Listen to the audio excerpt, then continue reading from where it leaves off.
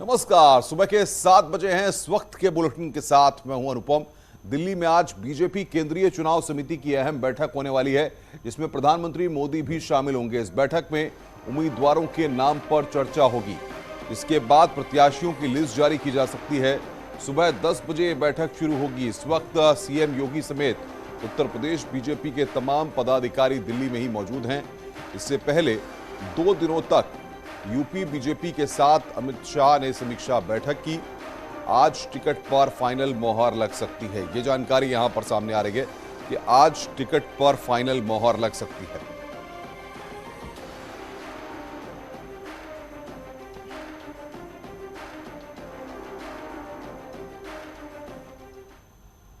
इससे पहले कल बीजेपी की कोर ग्रुप की बैठक हुई। सूत्रों के मुताबिक बैठक में 3 चरण के उम्मीदवारों पर चर्चा की गई है। 170 उम्मीदवारों के नाम तय कर लिए गए हैं। इसके साथ ही सूत्रों के हवाले से खबर है कि मुख्यमंत्री योगी आदित्यनाथ अयोध्या से चुनाव लड़ेंगे। इसको लेकर पीएम मोदी ने अपनी सहमति दे दी है। बीजेपी कोर ग्रुप की बैठक में योगी के चुनाव लड़ने पर चर्चा हुई। इस दौरान पार्टी नेताओं की राय ली गई। उन्होंने कहा कि अवध क्षेत्र से चुनाव लड़ने के साथ पूरे प्रदेश में सकारात्मक संदेश जाएगा। ये पहली बार है जब सीएम योगी विधानसभा चुनाव लड़ेंगे। इसका ऐलान भी आज केंद्रीय चुनाव समिति की बैठक के बाद हो सकता है।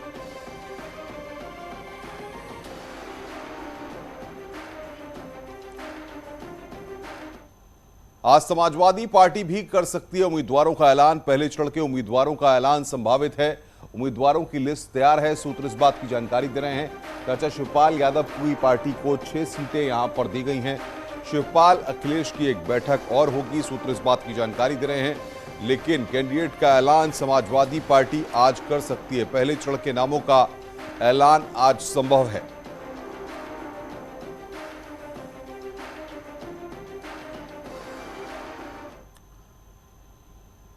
टिकट बंटवारे को लेकर समाजवादी पार्टी में भी बैठकों का दौर चल रहा है। कल लखनऊ में हुई बैठक में अखिलेश यादव के साथ शिवपाल यादव, ओपी राजभर, कृष्णा पटेल, महान दल के नेता और आरएलडी के नेता डॉक्टर मसूद अहमद मौजूद थे। सूत्रों के हवाले से खबर है कि शिवपाल को 6 सीटें देने के लिए बोला गया है, जबकि शिवपाल ज्यादा सीटें चाहते हैं। अभी तक की जानकारी के मुताबिक शिवपाल को गुन्नौर, जसवंत नगर, भोजपुर, जसराना, मुबारकपुर और गाजीपुर की 1 सीट दिए जाने की सहमति बनी है। कहा जा रहा है कि शिवपाल गुन्नौर और उनके बेटे आदित्य जसवंत नगर से चुनाव लड़ सकते हैं। हालांकि सीटों को लेकर अभी शिवपाल और अखिलेश की एक और मीटिंग होनी है। खबर है कि इस मीटिंग के बाद शिवपाल को 3 सीटें और दी जा सकती हैं। न्यूज़ 18 पर आज से जुड़ी हुई तमाम एक्सक्लूसिव जानकारियां और खबरें लगातार हम दिखा रहे हैं। केशवदेव मौर्य हैं, महान दल के राष्ट्रीय अध्यक्ष हैं। देखिए ये मुलाकात करके अखिलेश जी से निकल रहे हैं नेशनल ट्रस्ट से। इनसे बात भी कर लेते हैं। केशवदेव, क्या मुद्दा था आज की बैठक का? आज कैसे 2022 में सरकार बनेगी, कैसे चुनाव लड़ेंगे हम लोग, उस पर काफ़ी लंबी वार्ता हुई और साथ में नाश्ता किया गया। साथ में अच्छे माहौल में चर्चा हुई। 2022 के लिए रणनीति आदरणीय अखिलेश यादव जी ने समझाया। हम लोग विचार जाने और आगे कैसे सरकार बनेगी 2022 की, इस पे वार्ता हुई। कौन कौन लोग थे? सभी पार्टी थी। चाचा शिवपाल जी थे, ओम प्रकाश राजभर जी थे, आदरणीय कृष्णा पटेल जी थी और संजय चौहान जी थे, मैं था कि डॉक्टर मसूद साहब थे, सभी लोग। अच्छा, माहौल बताइए कैसा था? माहौल बहुत प्यारा था, बहुत घरेलू था, एकदम एक परिवार जैसा था। सबके सब खुल के अपनी बात रख रहे थे। कोई बड़ा नहीं दिख रहा था, कोई छोटा नहीं दिख रहा। टिकटॉक को पे लेकर कोई बातचीत हुई?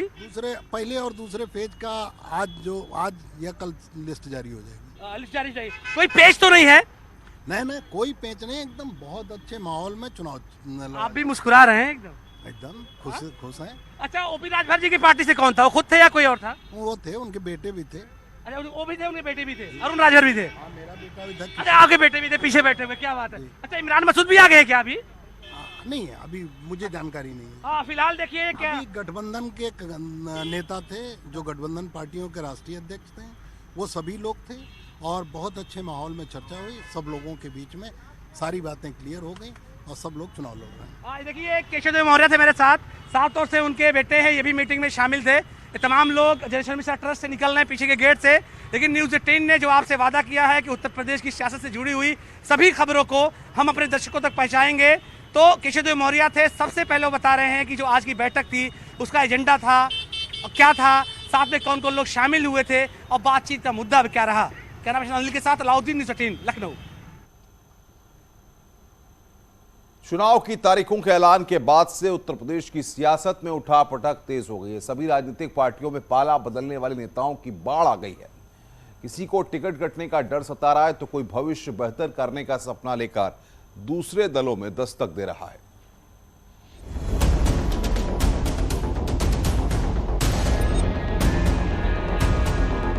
यूपी की सियासत में दल बदल का खेल पूरी रफ्तार से चल रहा है। पाला बदलने वाले नेताओं की फेहरिस्त लगातार लंबी हो रही है।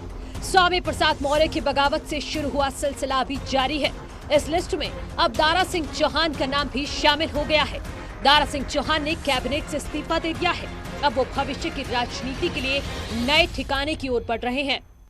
पिछड़े, जिस दलित, वंचित, उपेक्षित लोगों के सहयोग आशीर्वाद से भारतीय जनता पार्टी की सरकार बनी, वो 5 साल तक उपेक्षित रहे, लोग मलाई खाते रहे, लेकिन उनको कोई कुछ भी नहीं मिला, उनको इंसाफ, न्याय, सम्मान नहीं मिला।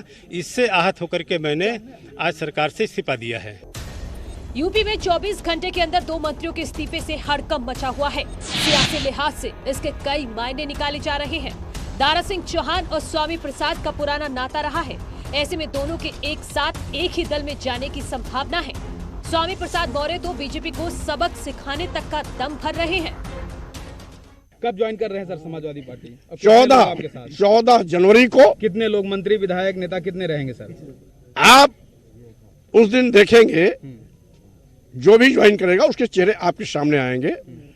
जैसा कि मैंने कल भी कहा, 2 दिन तक हम संवाद में रहेंगे। आपके हाथ में है ना सर, मतलब लोग छिटकेंगे तो नहीं, जो आपसे वादा किए आप साथ जाएंगे? हमने आपको पहले भी कहा, मैं न पहले कभी किसी से बात करता हूं, न आज कर रहा हूं।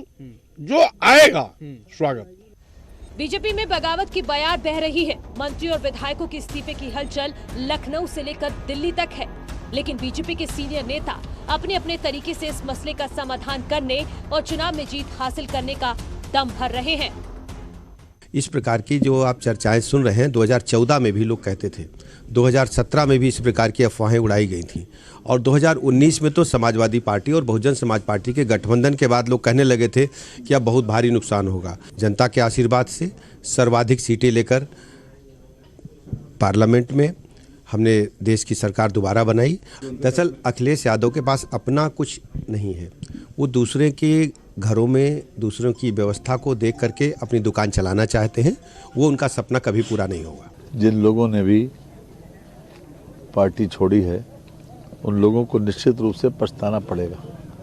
उन्होंने जल्दबाजी में ये फैसला लिया है और ये लोग पार्टी छोड़ रहे हैं। इन लोगों ने जल्दबाजी में ये फैसला किया है और हम तो कल भी मैंने कहा था कि अच्छा सिला दिया तूने मेरे प्यार का। ये इनको हर तरीके से सम्मान मिला, हर तरीके का इनका कद बढ़ाया गया, पद बढ़ाया गया, इनके परिवार को भी साधा गया, लेकिन उसके बाद भी इन लोगों ने पार्टी छोड़ी है। ऐसे मौके पर निश्चित रूप से ऐसे लोग, ये लोग लोकतंत्र को मजबूत नहीं करते, ये नुकसान पहुंचाते हैं। सियासी उठापटक के बीच ही समाजवादी पार्टी अपना कुनबा बढ़ाने में जुटी है। पश्चिमी यूपी की सियासत में दखल रखने वाले इमरान मसूद अब समाजवादी पार्टी की साइकिल पर सवार हो चुके हैं। कांग्रेस को अलविदा कह चुके इमरान मसूद अब अखिलेश के आदेश पर आगे की सियासी पारी खेलने को तैयार हैं। कितने लोग आपके साथ आ रहे हैं? क्या विधायक? मेरे साथ सब मेरे साथी हैं, सब लोग आ रहे हैं। हम पार्टी को मजबूत करेंगे और अखिलेश जी का जो निर्देश होगा उसके ऊपर काम करेंगे। बिल्कुल, ये हमारा साथ जो अखिलेश जी का आदेश फाइनल हो गया। नहीं, जो अखिलेश जी का आदेश होगा, कोई टिकट मांगने नहीं आए।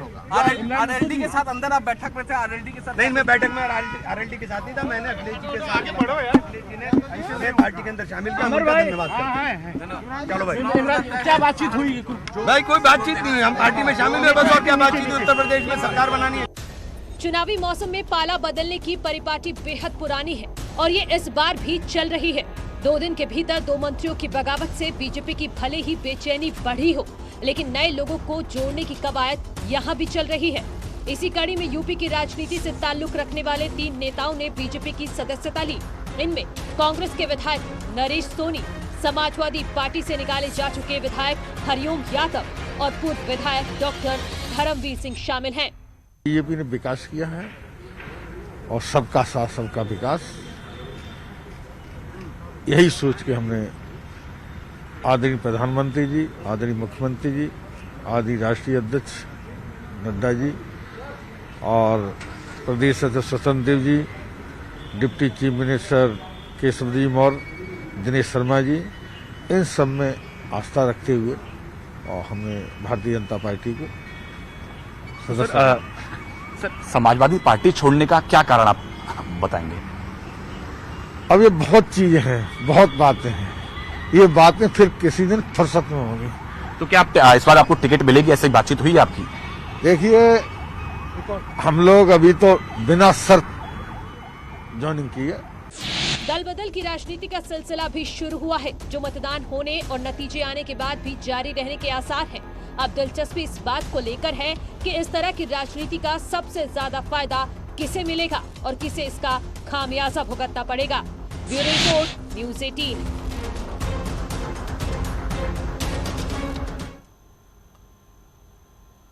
चुनाव को लेकर जहां सियासी गलियारों में सरगर्मी बढ़ी हुई है, वहीं प्रशासन की भी तैयारी पूरे जोर से चल रही है। चुनाव के ऐलान के बाद 14 जनवरी से शुरू हो रहे नामांकन की तैयारी में प्रशासन जुटा हुआ है। मेरठ कलेक्ट्रेट में बैरिकेडिंग की जा रही है। कलेक्ट्रेट परिसर में कंट्रोल रूम भी बनकर तैयार है। जिलाधिकारी के मुताबिक इस बार पर्चा दाखिल करने का ऑनलाइन विकल्प भी मौजूद है। का तैयारी के संबंध में ये बताना होगा कि का नामांकन हमारे यहाँ 14 तारीख को शुरू हो रहा है। जिस कक्ष में किस विधानसभा का नामांकन होगा वो तय हो गया है और बैरिकेडिंग का जो व्यवस्था करना है वो भी किया गया है। अभी इस बार कोविड के कारण माननीय आयोग ने जो प्रत्याशी के साथ जो लोग आए हैं उनकी संख्या में कमी हुई है, कमी किए हैं। नंबर ऑफ व्हीकल्स है उसमें भी कम किए हैं। तो नॉमिनेशन को लेके हम लोग तैयारी कर रहे हैं। 14 जनवरी से मेरठ में नामांकन की प्रक्रिया आरंभ हो जाएगी। नोटिफिकेशन जारी हो जाएगा। 14 तारीख से लेकर 21 जनवरी तक नामांकन की प्रक्रिया चलेगी।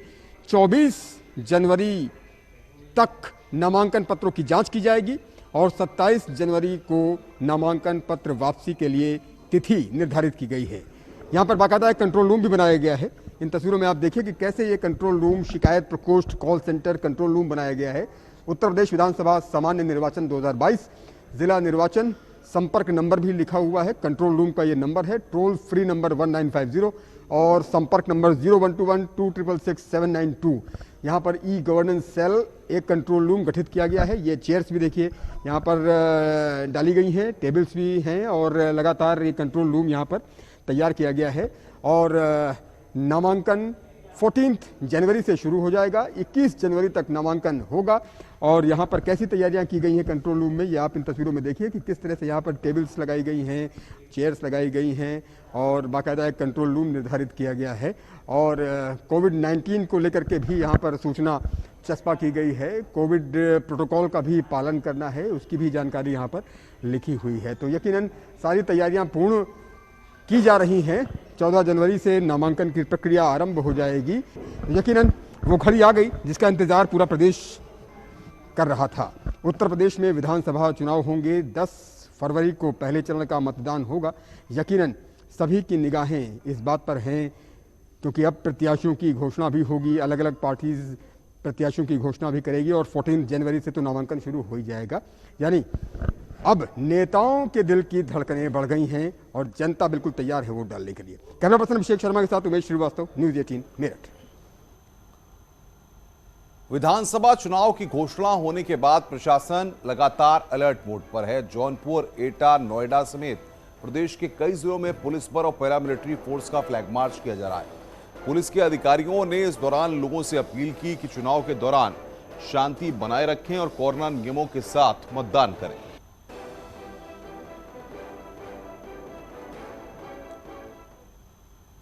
मुजफ्फरनगर में राज्य मंत्री कपिल देव अग्रवाल समेत 5 नामजद और करीब 40 अज्ञात लोगों पर आचार संहिता उल्लंघन का केस दर्ज हुआ है। आरोप है कि कपिल देव अग्रवाल ने आचार संहिता का उल्लंघन करते हुए नगर कोतवाली क्षेत्र के रामलीला टीले पर मंगलवार को एक सभा में हिस्सा लिया। जानकारी के मुताबिक नगर कोतवाली पुलिस ने इस सभा की वायरल वीडियो के आधार पर जांच के बाद यह मुकदमा दर्ज किया है।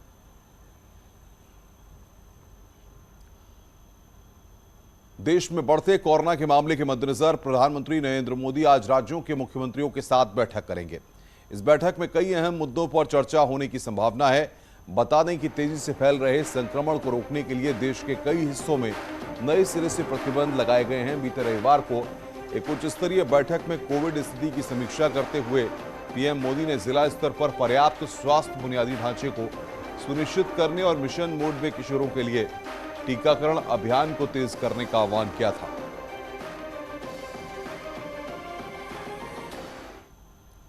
कोरोना को लेकर सीएम योगी ने सभी नोडल अधिकारियों को जरूरी दिशा निर्देश दिए हैं। मुख्यमंत्री योगी आदित्यनाथ ने नोडल अधिकारियों को जिले में पहुंचकर कोविड नियंत्रण के प्रयासों की समीक्षा और निरीक्षण करने को कहा है। सभी नोडल अधिकारी अपने आवंटित जनपद में 16 जनवरी तक 3 दिन का भ्रमण कर कोविड के नियंत्रण और बचाव की व्यवस्थाओं का निरीक्षण करेंगे। 17 जनवरी तक स्वास्थ्य विभाग कार्यक्रम क्रियान्वयन विभाग को डिटेल उपलब्ध कराएंगे। इसके अलावा नोडल अधिकारी 15 से 17 साल की उम्र के बच्चों को वैक्सीनेशन की पहली डोज मिलने को लेकर भी जानकारी हासिल करेंगे।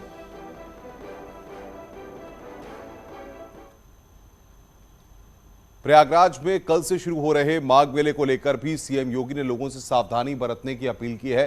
सीएम ने कहा कि कोरोना संक्रमण को ध्यान में रखते हुए वर्तमान परिस्थितियों में प्रत्येक स्तर पर विशेष सावधानी और सतर्कता बरतना जरूरी है। सीएम योगी ने कोविड लक्षण वाले व्यक्तियों और कोरोना टीके की दोनों डोज न लेने वाले श्रद्धालुओं से इस मेले में शामिल न होने की अपील भी की। सीएम योगी ने कहा कि सरकार कोविड प्रोटोकॉल का पालन करते हुए सुरक्षित मेला संपन्न करवाने के लिए प्रतिबद्ध है।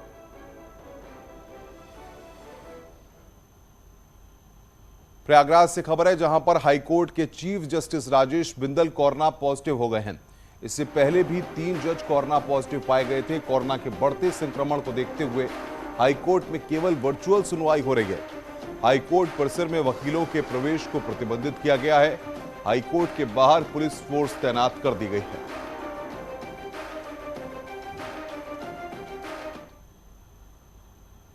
वाराणसी में कोरोना संक्रमण के मामले तेजी से बढ़ रहे हैं। आंकड़ा 2000 के पार पहुंच गया है। बावजूद इसके बड़ी संख्या में लोग गंभीरता को नहीं समझ रहे हैं। बाजारों में न तो सोशल डिस्टेंसिंग का पालन हो रहा है और न ही लोग मास्क पहन रहे हैं। में लगातार कोविड संक्रमण बढ़ रहा है, जिसके चलते विश्वनाथ मंदिर के गर्भगृह के प्रवेश पर रोक रख गई है, तो वहीं घाट पर 4 बजे के बाद नो एंट्री हो गई है।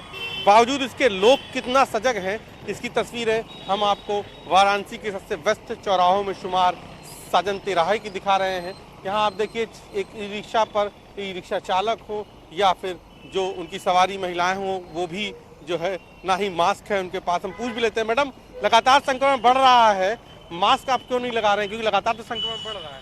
वो भूल गए। अच्छा, कोई बात नहीं, तो भूल गए हैं मैम।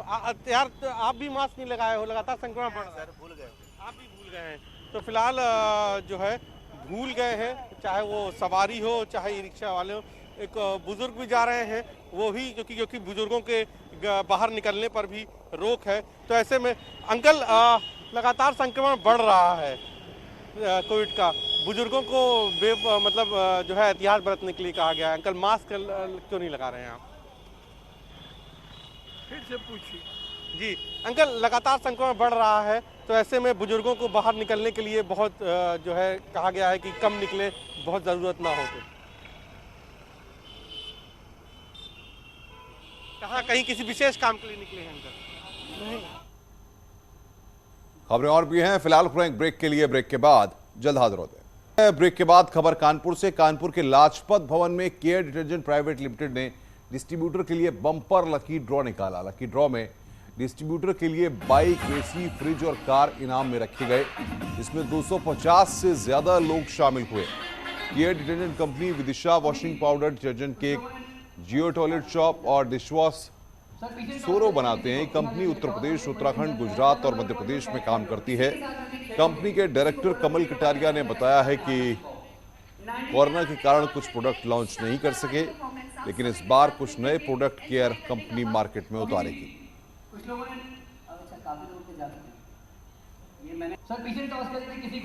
पाउडर को बनाते हैं, विदिशा डिटर्जेंट केक बनाते हैं, जियो टॉयलेट सोप बनाते हैं और सोरो के नाम से डिशवॉश बनाते हैं।